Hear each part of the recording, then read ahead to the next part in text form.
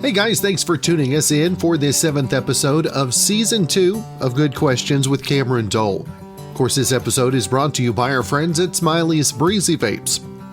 Special guests for this episode include Gatsby Randolph of the new documentary in February is due out called Who Is Gatsby Randolph? We'll also visit with Ross Mathews talking about the new season of Rupaul's Drag Race. And we'll also visit with Vanessa Bell Callaway. Remember her from Coming to America. Got a brand new movie, American Skin, that's available now. If you would, please take the time to subscribe, drop a like, comment, leave some feedback, and of course, share with your friends. Do want to say thanks to our sponsor for today's podcast, our good friends at Smiley's Breezy Vapes. They're located at 313 Falcon Road in Altus. They've got the red basket specials on disposables, and they've got red basket specials all the time going on, changing things up.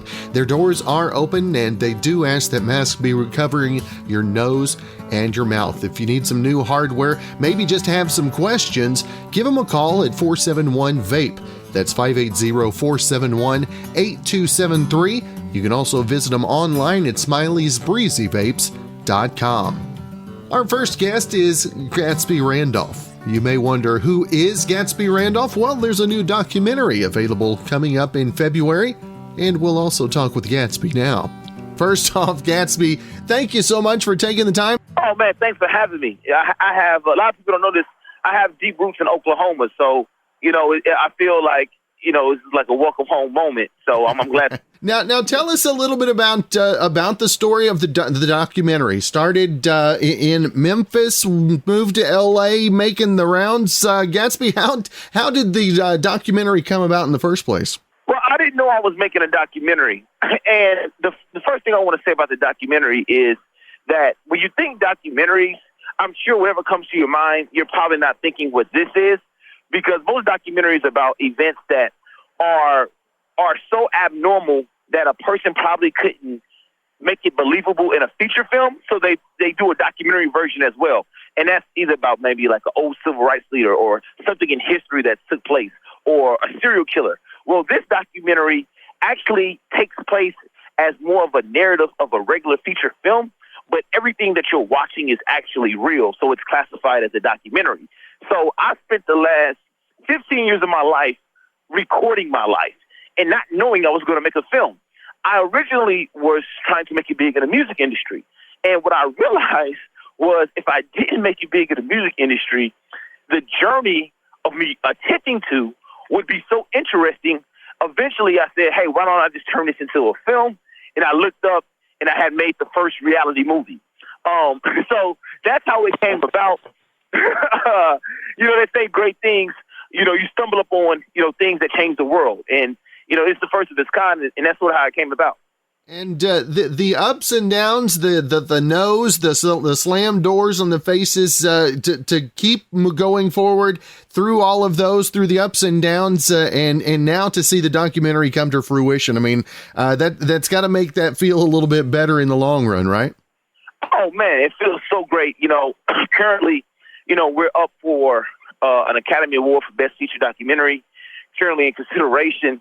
And if you would have told me, 2 years ago that I'll be having this conversation today with you, saying the things that I'm saying, I would have thought it was possible, but I didn't know that it would come as quick as it did. And, one, the people who are in the documentary are the biggest people in Hollywood, from Steven Spielberg to Beyonce, Jay-Z, Jeff Bezos, Tom Hanks, Reese Witherspoon, and the list just keeps going on. So you have to imagine, when I'm pitching this documentary, on paper, it sounds crazy. It's like Hollywood studios haven't even put this many people together. And the movie takes place, we shoot it, the main scene is shot at the Oscars on Oscar night. So before I had any of this put together where I could hit play, keep in mind, people are just seeing this on a pitch proposal, and they think, like, I must be on shrooms. They're like, who is this guy? So to have it to where not only is it complete and it's about to come out, like I said, for it to be even considered by the Academy Awards is unbelievable feeling. For you, Gatsby, when did the road and the want to in your life for music? When did you know you had something special, and when did you also in turn know that road was going to veer off in a different direction, if you will? Well, so when I grew up, as you know, I was in nightlife. So even in high school, I started DJing, and by the time I got to college, I owned a nightclub. I went to college in Nashville, Tennessee. I owned a nightclub, but I knew that I would probably make my way towards Hollywood because I wanted to have an impact on culture, a national impact on pop culture. And it was just going to be very hard to do that, you know, owning a nightclub. So I got into management. And eventually I got a record deal offer for one of my artists at Universal Republic. So we pack up everything and we come to Hollywood. And on day one, I think I'm about to get $1 million check. But this executive walks into the second meeting and he ruins it. And literally I see the contract get balled up and thrown away. And at 9 o'clock at night, I'm homeless. I have nowhere to go. So the journey really starts from there. And I decided that, hey, you know, just record everything because I was infatuated with cracking the code of how does anyone make it? How does someone make it in Hollywood? And I was willing to turn myself into the first case study and document that. That's right. Now, Gatsby, if folks want to find out more information, obviously they can check out the trailer online. Where would folks also find more information, keep up with everything you got going on social media wise as well? Yes, just go to my Instagram at Is Gatsby Randolph. And it's funny, when the movie comes out, if you go to my Instagram, once again, that's at Is Gatsby Randolph, you're going to be able to watch my Instagram picture for picture and follow this movie. That's how to the T it is with all the events that you're going to see. And I look forward to it. And Oklahoma City, so much love for you. And yeah, I see you guys on the red carpet. All right. Well, Gatsby Randolph, great to visit with you this morning. Looking forward to the documentary and hope you have a brilliant 2021 as well, my friend. Thank you. Thank you. Again, this 7th episode brought to you by Smiley's Breezy Vapes. You can visit them online at smileysbreezyvapes.com or find them on Facebook. If you have any questions, you can call or text at 580-471-VAPE. That's 580-471-8273. They do have the largest selection of disposable flavors in Southwest Oklahoma. Smiley's Breezy Vapes, 313 Falcon Road in Altus. Up next is our good friend Ross Mathews. We'll be talking about the brand new season of Rupaul's Drag Race. First off, Ross, thank you so much for your time. Listen, you know, I'm thrilled to talk to you, and I have never been to Oklahoma. I was in Oklahoma, the musical, in high school, and I was a revelation. Of course you were.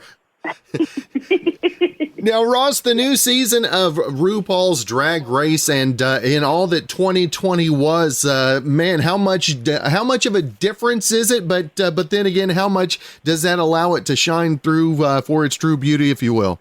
Well, you know, our show is all about bright colors and LOLs and really about telling stories of heart, the human heart.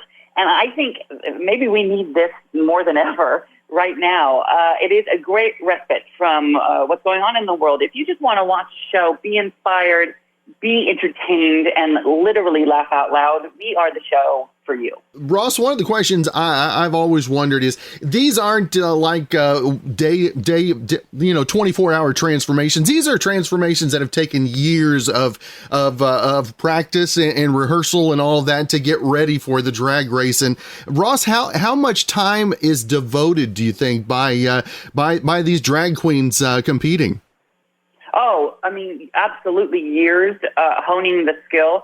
And tons of money too. You know, drag is really about creating a persona. You know, that's what it becomes. It's like a character study of your drag persona. And you know, you think about this since the days of Shakespeare, men have been dressing up in women's clothes to portray different characters. So this is a really age-old art. But what has become on our show is really mainstream. We have people watching this show that I can't believe. I walk through the airport, and sometimes a big macho guy will come up to me and say, "Hey, Shangela got robbed on and that makes me so happy because people understand that we're telling universal stories here. And to talk about the stories that you guys are able to share, and then the transformations for the winners and moving on. How cool is that to see the camaraderie and the family that's built season after season? It is, because we all have each other's backs. Although they are competing for the crown, as a community, we have each other's backs, and I think the audience does as well.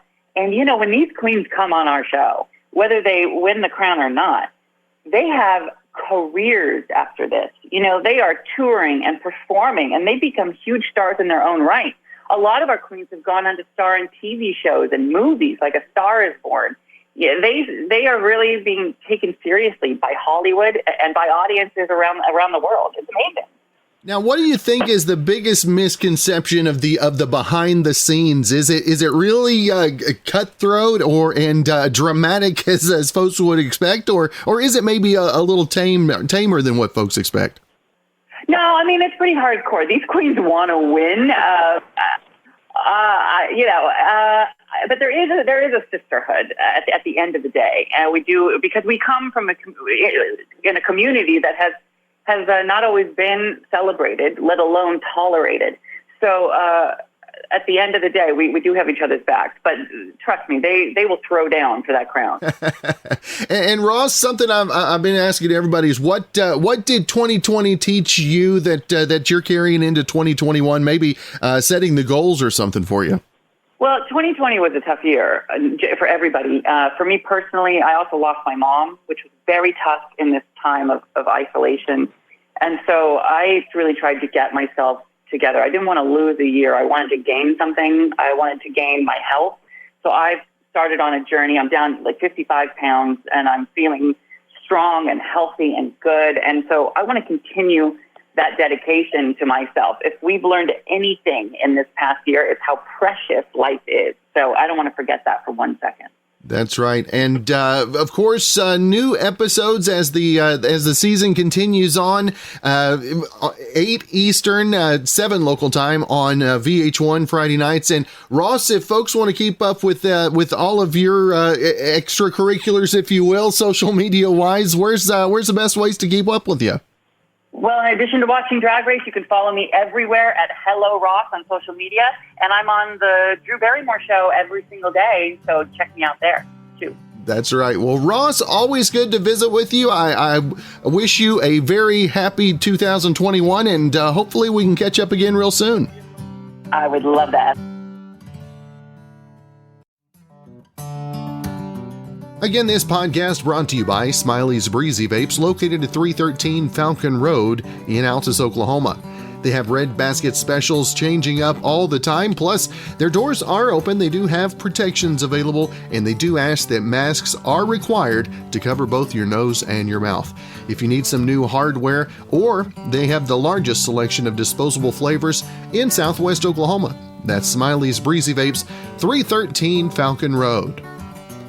And our final guest is Atress Vanessa Bell Callaway. You remember her from her time on Coming to America? Well, got a brand new movie available now, American Skin. First off, Vanessa, thank you so much for your time. Oh, thank you for having me. Good morning, everybody. Now, Vanessa, tell us a little bit about American Skin. If folks have not seen the trailers or the previews, and man alive, this is a timely film to be talking about this morning. Yes, it is a timely film, and what makes it timely is the subject matter. The subject matter, unfortunately, is something that we've seen all too many times. We're all too familiar with it. Police officers killing young black men for, basically no reason at all, not taking a moment to really investigate the situation. And this takes place where the father and his son are basically in a car together, and they get pulled over for what is a suspicious routine stop. I mean, they really had no reason to be pulled over. But, the police found a reason that they needed to be pulled over. And, of course, the stop goes awry, which results in the death of the 14-year-old son.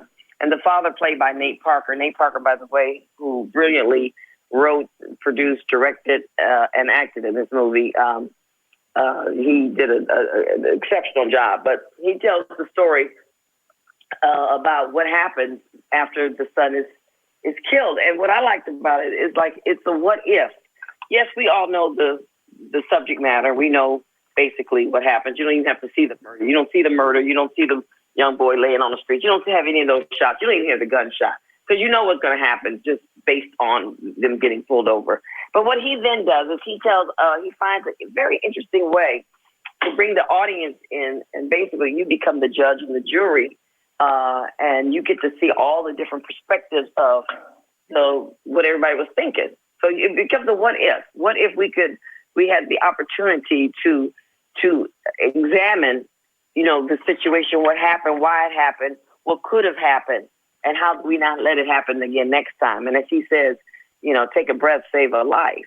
Basically, take a step back, take a beat, take a moment, and you can actually save a life because you can think something through, pulling a trigger and then going, I fear for my life. It's maybe not always the thing that you have to do. There's other ways to solve a problem. So it's brilliantly done with a different point of view. And Vanessa, to also spark conversation. I know that that's what the arts is all about. Is not only to inspire, but to inform and to be able to grab the heartstrings, if you will, and get people talking again. Obviously, that is also a big point of the movie as well. Yes, yeah. And like I said, he wants conversation. He wants people to what would I do differently? Because there's a lot of dialogue in the movie, this is a movie talking about conversation that you can have with your teenage children or your adult children or just your friends. This movie lends itself for that conversation, for you to debate who do you think is right. And because one of the things I love at the end of the movie, one of the characters says, basically, I never thought about it from that perspective. I never thought about it that way. So when you can get somebody to that point, you kind of like, that's a movement. That's movement in the right direction just to get people to say, let me think about this differently than I've been thinking about it the last 100 years that I've been alive or whatever. So when you get people to that point, it just makes it makes the conversation more open and more hopeful that things can turn around and people can respect and see other points of view. But more importantly, embrace another point of view. And like you said, take a beat, save a life. And Vanessa, in the times that we're living in, obviously 2020, what it was shut down so many things for everybody. Folks had a chance to be introspective as well. And Vanessa, what were you able to dig up in your introspection this past year? Well, the one thing I learned, and I always tell everybody, if you come out of this and you learn something or something didn't change, you missed the whole point of it, because I don't think this was accidental. I think this was God's way of calming everybody down, push the reset button to rethink, redo. So I don't think it was accidental. And one of the things I learned is that I really still do like bacon. And it's okay that I want to eat bacon every now and again. I know I try not to eat meat and stuff, but it's okay. I can eat bacon when I want some. And that's what I've learned. I'm sticking to it. But of course, I've learned a lot of other things. And I dealt with the pandemic in a flood. We had a flood last February, almost a year ago. And then by the time the pandemic hit, we were living in squalor. My bed was in my living room and with dust, and it was a mess. I was living in Beirut for for several months. So I had going through pandemic with the home that was in shambles, with my husband who can't sit still 5 minutes. He's an anesthesiologist, but we also have businesses, so he's used to being out, doing stuff. And I had a new puppy at the time, so it was quite interesting. And my adult children lived 7 minutes away. Well, my one daughter, we had to bring her home from New York, so she moved in with her sister because she couldn't move in here because the house was in shambles. But it was an interesting time, and like everybody else, our family got closer. We had great times. We all learned how to relax in the moment and make the best of it. And my faith got even stronger. Prayed a lot. My prayer group that I belong to, we got a lot of sessions in, and and good it actually came out of it. Financially and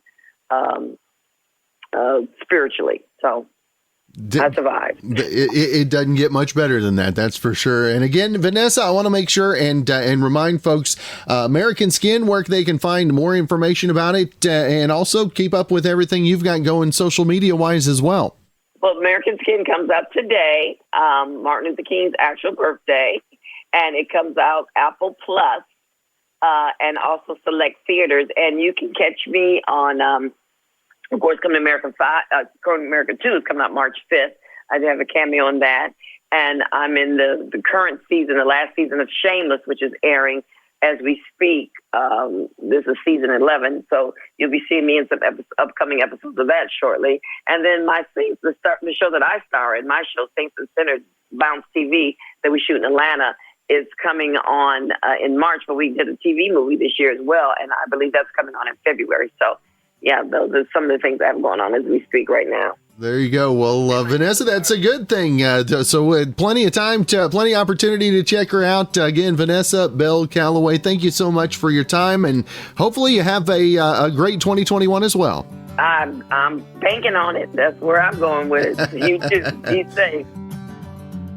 Thanks again for joining us for this episode of Good Questions with Cameron Dole. And if you ever have a comment, question, or anything else, you can find me on Instagram, Twitter, and Facebook, all at GQwithCam.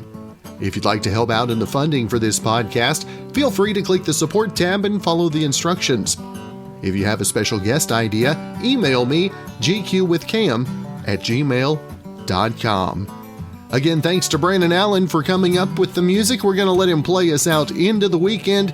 Be back with episode number 8 of Season 2 coming up on Monday.